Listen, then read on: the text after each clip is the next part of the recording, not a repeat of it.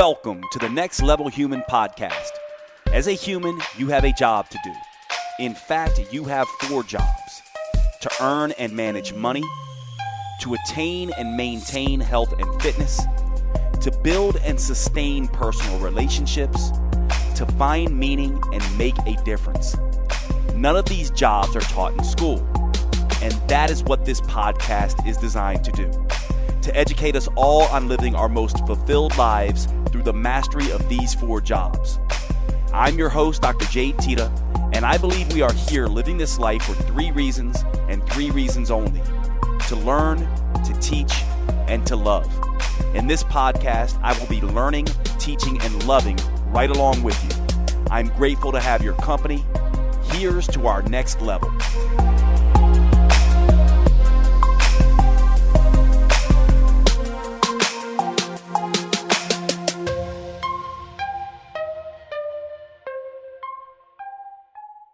What's going on, everybody? Welcome to today's show. Today we are going to be going back to philosophy, talking about one of my favorite philosophies, and that is the philosophy of Taoism. Taoism is really a misunderstood philosophy because unlike most philosophies that start sort of with a basic premise to define what they are and to define sort of first principles, Taoism sort of starts with telling you that it is not anything. And I know this is confusing, but Taoism essentially says that it is nothing. And it is essentially nothing and all things. And so when we talk about the Tao, it's a very individualized philosophy because essentially what the Tao says is that each human is part of the Tao and that each human sort of expresses the Tao in its unique way.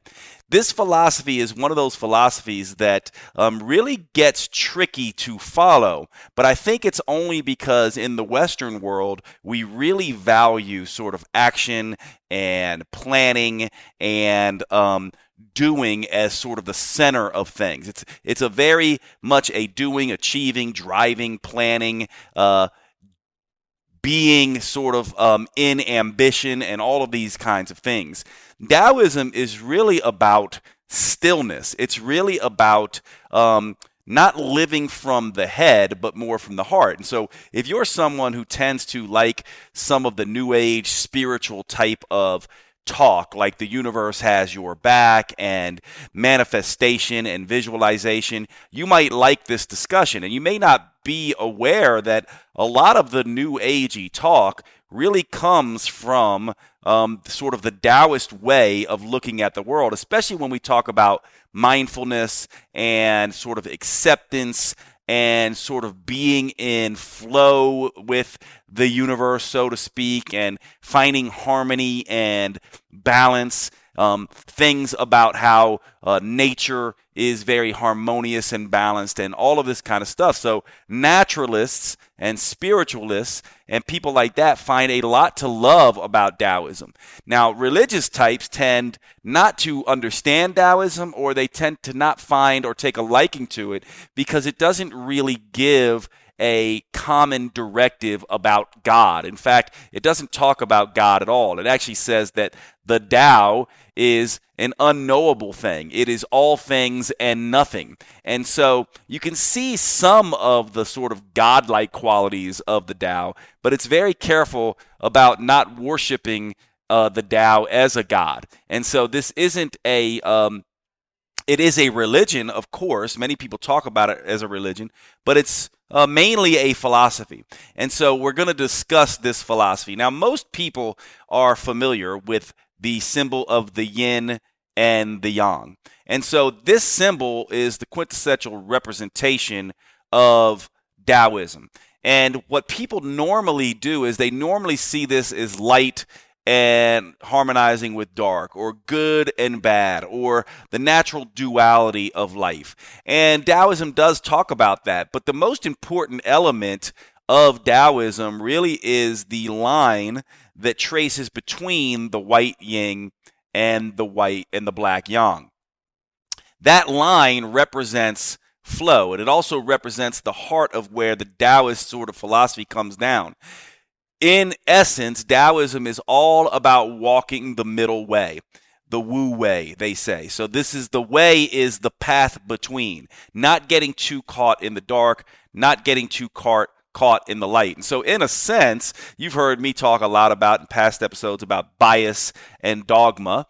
Taoism is very much that way. In fact, Taoism is often also not really liked or appreciated by the science community either, because Taoism is sort of an approach that comes from the heart. It's a feeling, it's an intuition.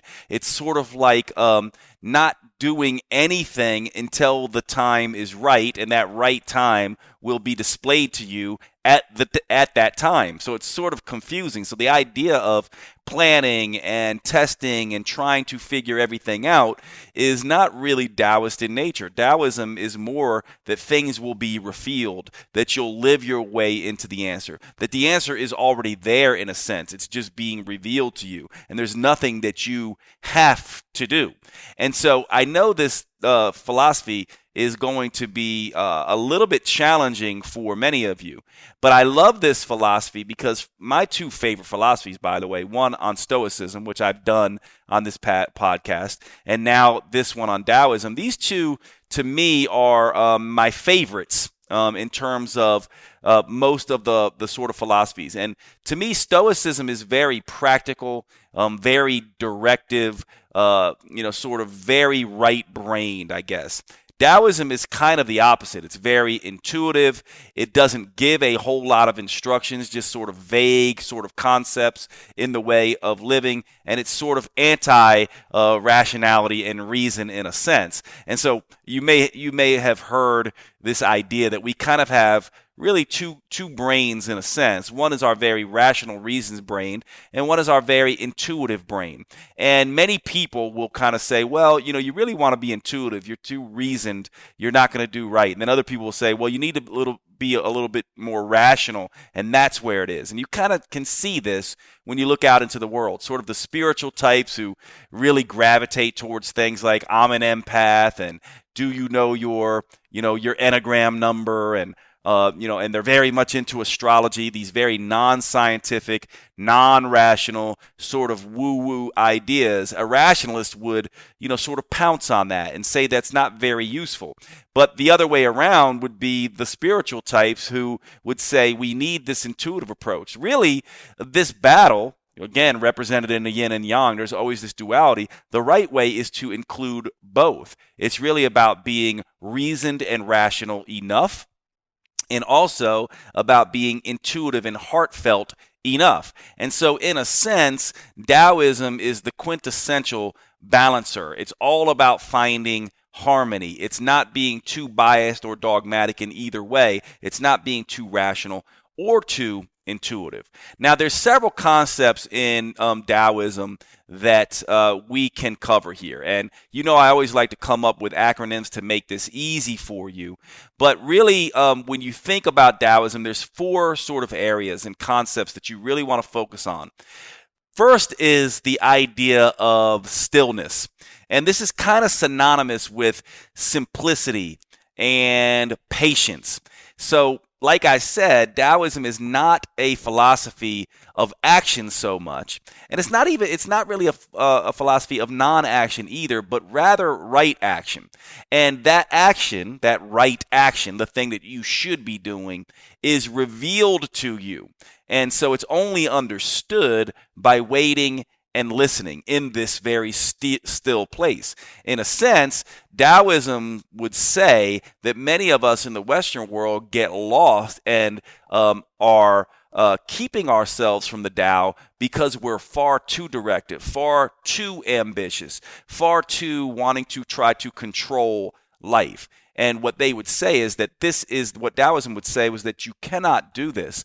The only way that you can understand the world and your place in it is to remain still until it is revealed to you. So there's a big emphasis in Taoism on waiting and listening. One of the things that I think is useful to look at to kind of understand this concept is to think of a woman out on the ocean surfing. And essentially, she's out there sitting on her board, kind of patiently waiting. And what is she waiting for? She's waiting for her wave, the wave that feels right. And she lets many waves pass by, and she's just sitting there in the silence. And then the right one sort of springs out of nowhere, and she takes action in flow with it.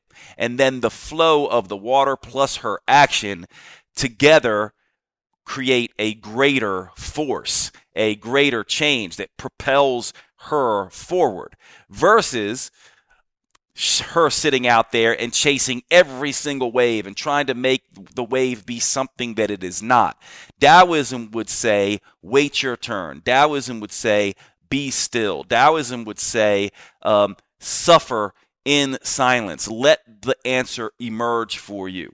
And this is, again, right, very spiritual in nature. It would be someone who's going through pain or having a difficult time, and instead of actively searching and talking and, whining and blaming and complaining and really doing this, they just essentially sit with the pain. They sit with the confusion. They sit with the overwhelm, trusting that something is going to come forward. The wave, maybe it's in the form of a person, maybe it's in the form of a book, maybe a documentary, maybe something that as they're sitting in silence, they will know when it's the right time. They will know the thing that might help them. Maybe it's the person they talk to in line at the Starbucks while they're waiting for their coffee. Maybe it's a book that jumps off the shelf at them as they're walking through a bookstore. Maybe it's a conversation they overhear as they're walking down the street between two people. Maybe it's an experience they have while they're out walking their dog. But ultimately, it's about waiting in this stillness. And if you think about this, this is a very hard thing, a very difficult thing for us to do, for most people, to sit in pain, to sit in discomfort, to sit in overwhelm, and to just wait, to live their way into the answer. But this is what Taoism would say is required. Stillness is a really big piece of this. So they say you need to be quiet in order to understand. You need to be still. You need to have patience. You need to live a simple life, and you need to live your way into the answer. So when this stillness is not just about remaining still, it's also about keeping life simple, not having a lot of things, not occupying your mind with a lot of activities, but keeping things simple, only that which you need. And so you can see how someone who accumulates things, a hoarder or someone like that, someone who is constantly can never be alone and always needs social stimulation. You can see that in Taoism, this would be said that you're out of the Tao. And so you might say, well, Jade, then how do I get back to the Tao? One of the ways how do I, jump into this stillness?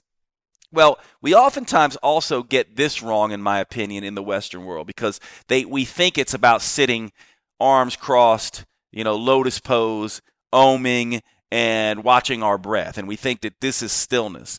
But the truth is, stillness can be found in many different scenarios. I actually remember in high school, one of my first experiences with the Tao was actually during a football game. American football. So I played a position called fullback, which was one of the people who gets the ball and runs, to try to score touchdowns. And I remember this one game that I basically fell into flow. And actually, whenever you fall into flow, Taoism would say you're falling into the Tao. And I remember everything was hushed around me, from walking back to the huddle.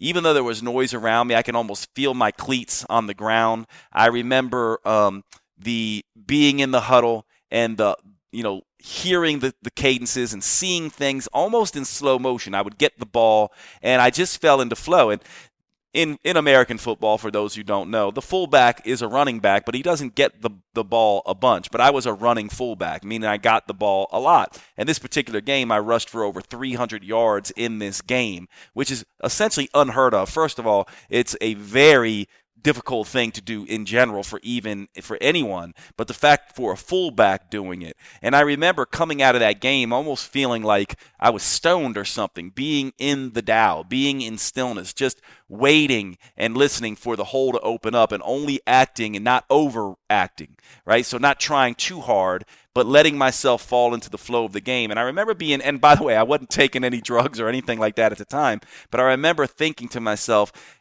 This is what they mean by getting in the zone or in flow.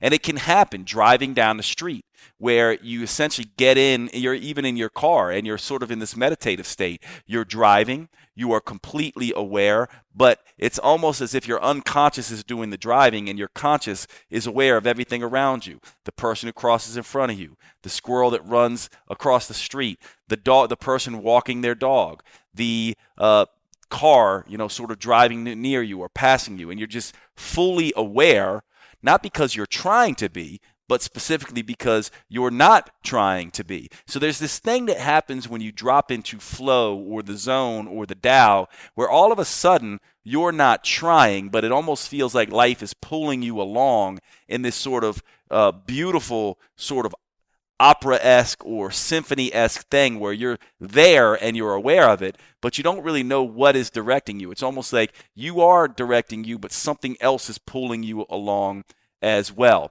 This is the idea of stillness, and this can be practiced. This can be practiced in anything you do, and many people would say that this is the way to really practice meditation.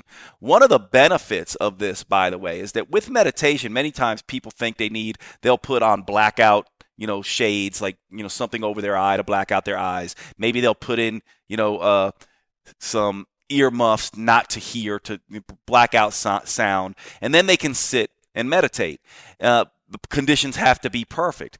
If you are in touch with Taoism, you realize that this state is best practiced in the noise of life. It's best practiced in a crowd. In fact, me tapping into it in the middle of a football game was a really interesting thing, because think about it. When everything is going crazy about you, right? You're in a war zone, or you're in a crazy, hectic stress, or you're dealing with all kinds of things at work, or, things like COVID going on, and you're able to stay calm and be in the moment, to be still. This is actually really more useful to practice during difficult times, because conditions will not always be perfect to be in stillness. And that's the way to kind of think about this. So stillness is actually critical in Tao, and the ability to stay still. You also know that this is not you if you have to talk all the time. You can't be alone. You always have to be stimulated. This is the opposite of stillness. And I think ADD and ADHD and people's inability to stay focused on a single task also means that they are also tending to miss the Tao. Now, the next aspect of the Tao, and the acronym, by the way, for this is SAFE. And that is because when you really get in touch with Taoism, you are safe from anxiety, safe from, sort of pain in a sense, but especially anxiety. So practicing Tao is really good for people who have a difficult time with anxiety. And so the S is obviously stillness. The A is acceptance. The Tao would say that really there are only two sort of permanents in life, two certainties, and that is change and death. These are the only two things you can count on as a human, that things will change around you and that you and the people around you will die. This is Tao, quintessential Tao language, that you have to accept this, and you have to accept sort of the hardships of this. Buddhism, which came out of Taoism, takes us one step further and essentially talks about the idea of life is suffering. And what Taoism would say is that life is not necessarily suffering. Suffering is how you perceive what's happening. Taoism essentially says suffering is only suffering if you see it as suffering. But what life is change. So Taoism sees that you must accept change, that the relationship will end, that the job might end, that your bounty might end, that your friendships will end, that you're constantly in flux and change. And if you are too rigid and try to avoid change, and you try to keep everything stable and safe all of the time, then you will actually destroy yourself in a sense, because you can't be alive and try to resist change. Being alive and engaged in the world means that you are going with the change. You're adjusting to the change. You're adapting. That's why in the yin and yang, that middle way is really sort of this snaking line, right? It's sort of this curved line to represent the idea that you're not going to just be riding in a straight line and walking in a straight line. You're going to be in a place where you're constantly needing to change. And so acceptance is a really important part of this, the ability to accept that every single thing must end, and then letting go and letting the new thing come is really, really important. Now, how many people do we know that cannot do this? That they lose a pet, maybe dies, and then they can't, get their mind off that pet. That pet is held on to, or they lose a romantic relationship and they spend years and years and years pining over that, or they get ill and lose some function and they can't adjust to this new life. This is, or they, are stuck in bad habits and can't change to better habits. Acceptance is this idea that we must accept where we are, and only in that acceptance can we begin the process of change, right? Acceptance that nothing is stable is a requirement to actually make change. Instead, though, what we want is everything to remain safe and stable all of the time. This is moving in opposition to the Tao. Taoism says be still. Taoism says be accepting of everything that happens to you. So then you essentially would say, well, okay, so now I'm still and now I'm accepting everything. This doesn't feel good to me. It certainly doesn't for a lot of people, because as a Western-minded individual, you think of it like, well, I want to be in action. I'm ambitious. I want to achieve certain things. So how does, Taoism essentially account for that? Well, it really doesn't. It does it in sort of a roundabout way. And the best way I'll explain this is to imagine you're in a canoe and you're going down a river. And of course, the river is pulling you forward because the river flows. And this is how Taoism might be expressed, that it's very much like a river. And so you are being pulled by the river.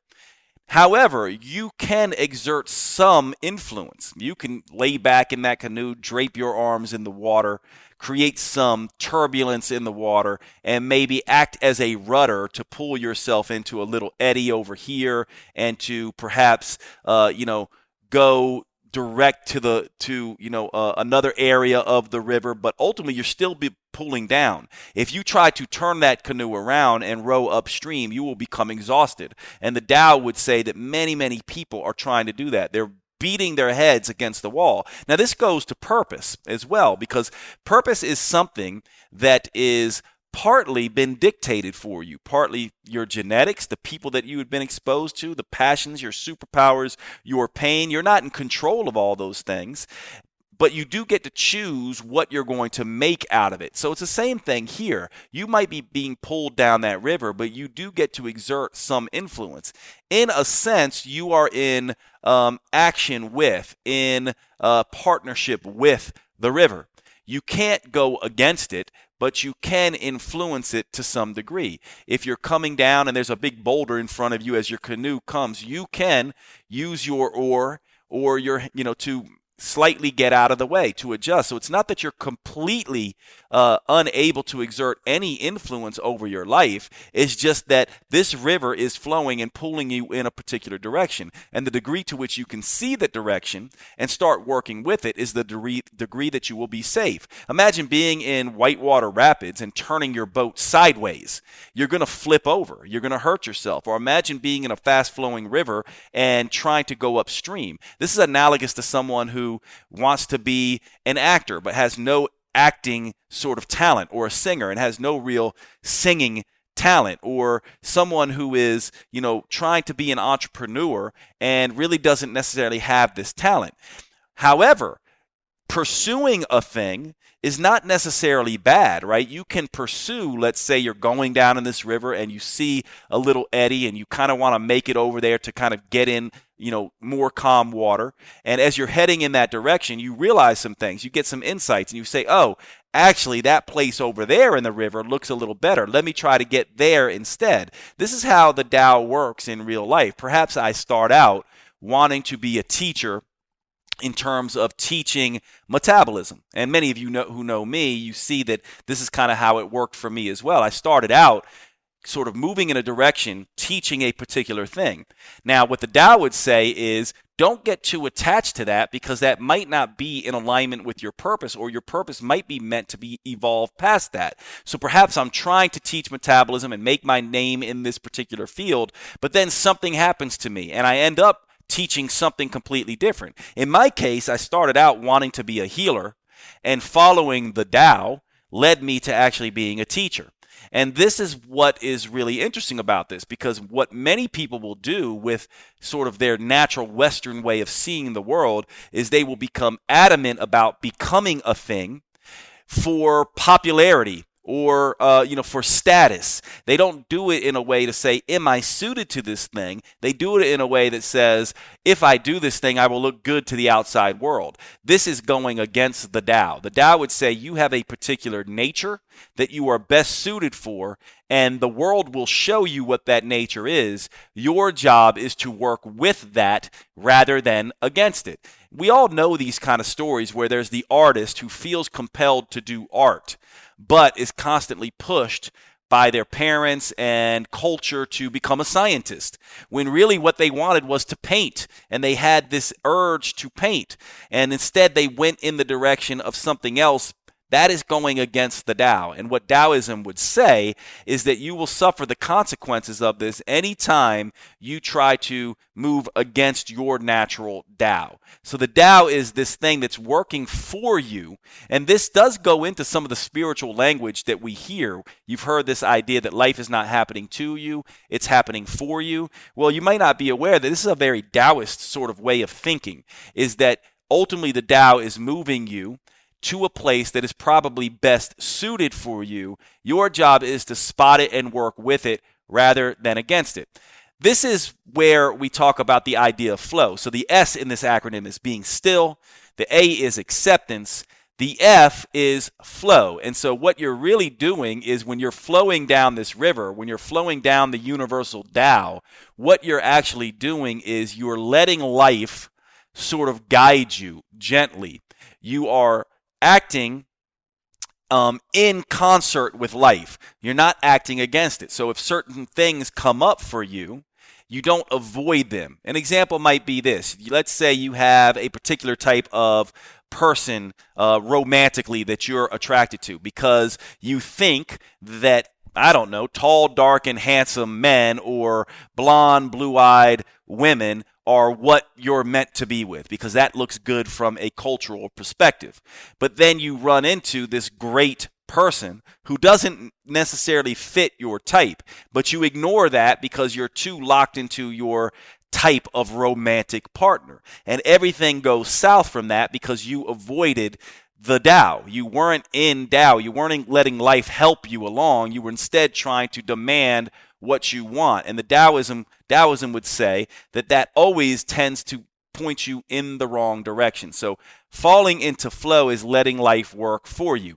I actually remember this sort of weird event that happened to me in my early 20s when I was kind of going through one of my first breakups, and I was at a book place looking at self-development books, because I was kind of into self-development, and this book fell off the shelf almost as if it was, kind of just accidentally pushed off. There was no one there but me, but this book fell off the shelf, and I picked it up and put it back, not looking at it, and then it fell off the shelf again, right? So, and I looked down, and it's funny because this book, the actually book that did this was, it's an interesting book, but it's a book called The Power of Now by Eckhart Tolle.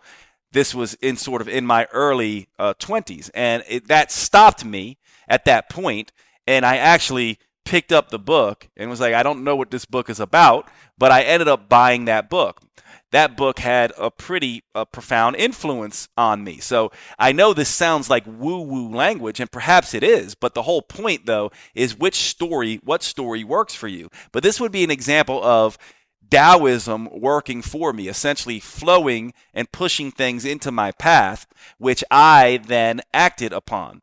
One of the things I have taken to doing that is a very Taoist kind of thing is this idea of, if someone introduces me to something, especially if it continues to happen to me, where someone says, hey, have you read this book? Or have you seen this documentary? Or have you experienced this thing? You need to see this movie, or whatever it is. You know, this happens to us all the time as humans.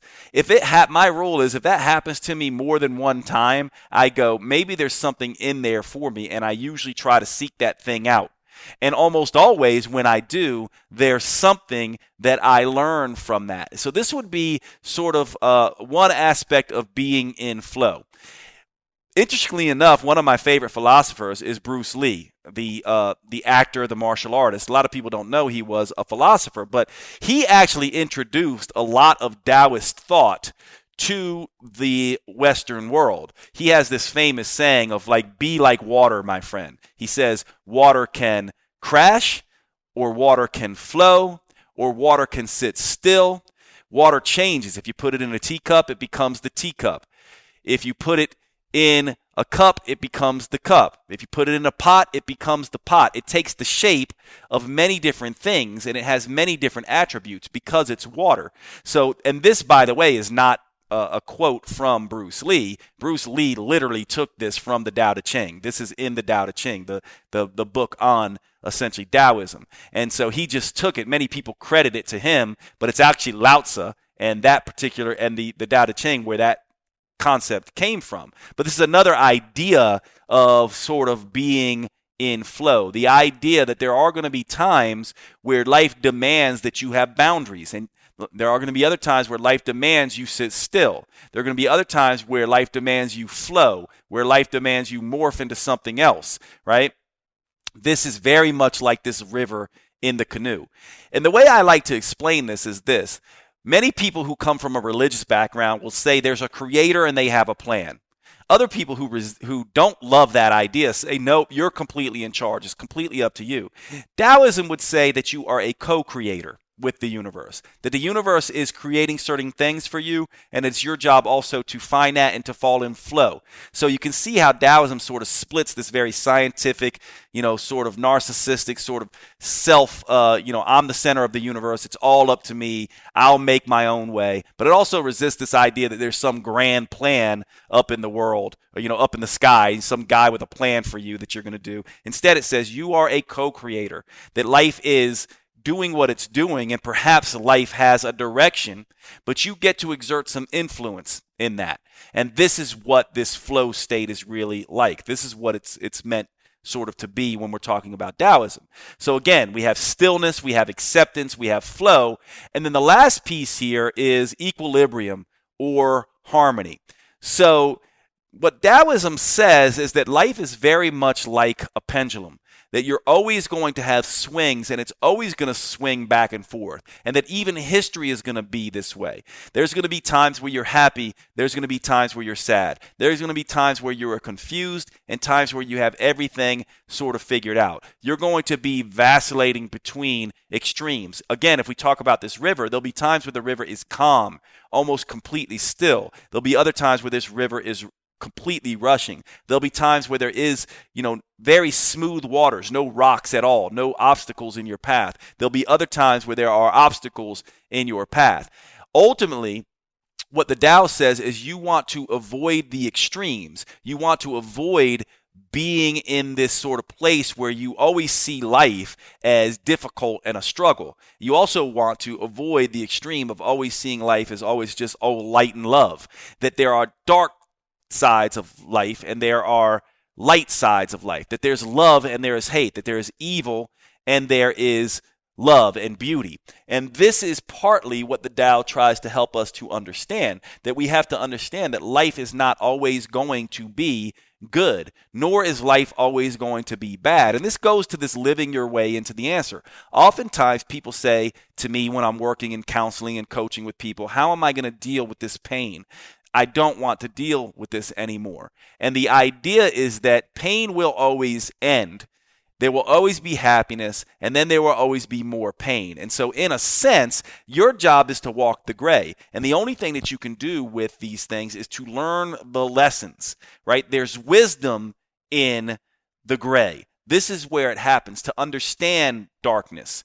you find lessons there. To understand light, you find lessons there. To understand change, there's lessons there. To understand death, to understand nature, that there's keys everywhere in nature, and your job is to walk the center path. You don't want to be too rich. You don't want to be too poor in terms of how Taoism is. You don't want to be too healthy. You don't want to be too unhealthy as far as Taoism is concerned. In other words, someone who just stuffs their face all the time, always eating whatever they want, is out of the Tao. But someone who's so rigid and so clean and so has to eat everything organic and is hyper compulsive about everything they do is also out of the Tao. This equilibrium might be one of the hardest things that we humans have to manage in our lives. And so we really want to find this gray zone. I talk a lot about this in the Next Level Human stuff. Hopefully you're seeing in some of the Next Level Human concepts that Taoism makes itself known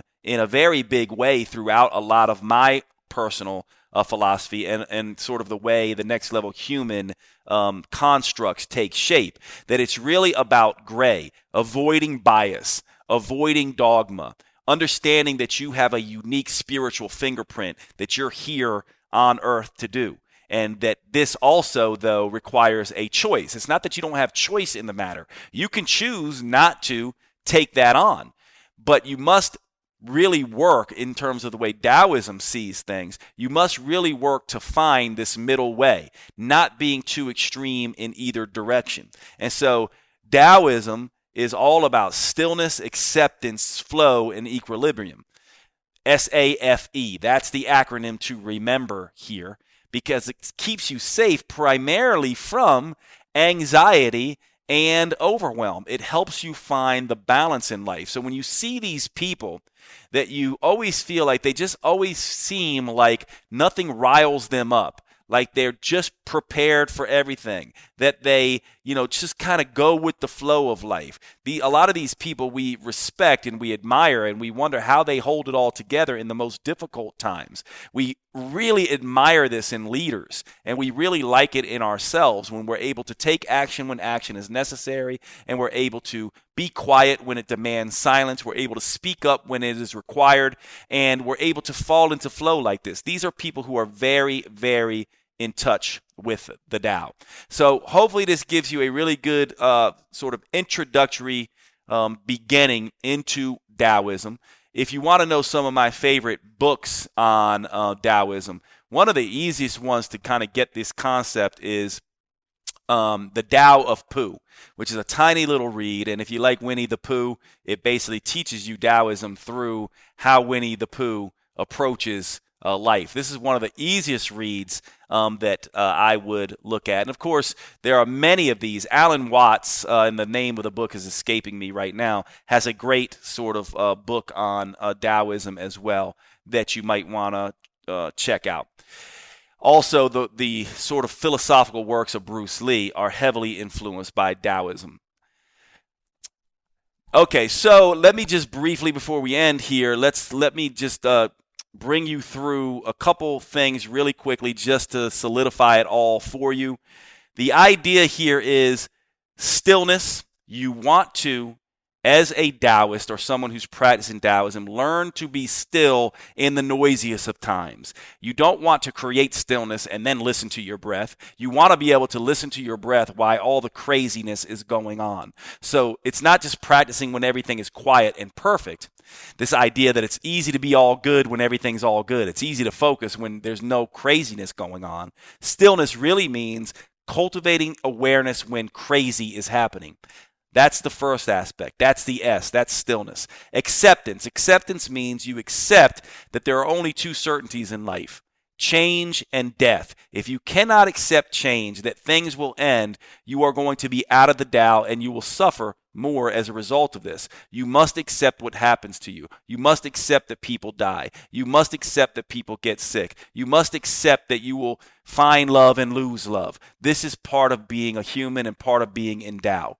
Flow is this idea that if you are this person, you're this woman or man out there on the ocean waiting for the wave, surfing, you don't chase every wave. That will just exhaust you. Not every wave is right for you. Flow means finding the correct wave, letting it work with you, being in co-creation with the universe, not trying to act as if there's some grand plan that someone else has for you up in the sky, but also not trying to act like you're the only one in the world and it's just about you, that you're a co-creator. Life is working with you and for you if you will allow it. And the next piece is equilibrium, finding this balance between extremes, not being extreme in any of the 4 jobs, not being extreme in finances, not being extreme in health and fitness, not being in extreme in your personal relationships, and also in purpose and meaning, that we need to find this equilibrium, the way we fit into every single circumstance.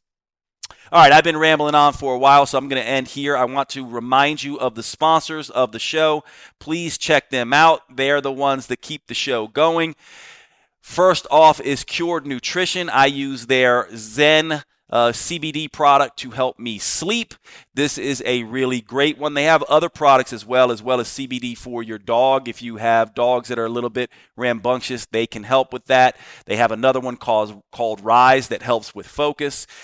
Use the code NEXTLEVEL. You'll get a discount on checkout. Cured Nutrition is a great company. Definitely please check them out. The next one is Paleo Valley. Paleo Valley is basically meat sticks. Now, I know people go, Jade, what do you mean meat sticks? This is a very healthy whole food protein source that is grass-fed. It doesn't use nitrates or nitrites or anything like that. These are about as much protein and calories as you get in an egg. They fit in your purse. They fit in your glove box in your car.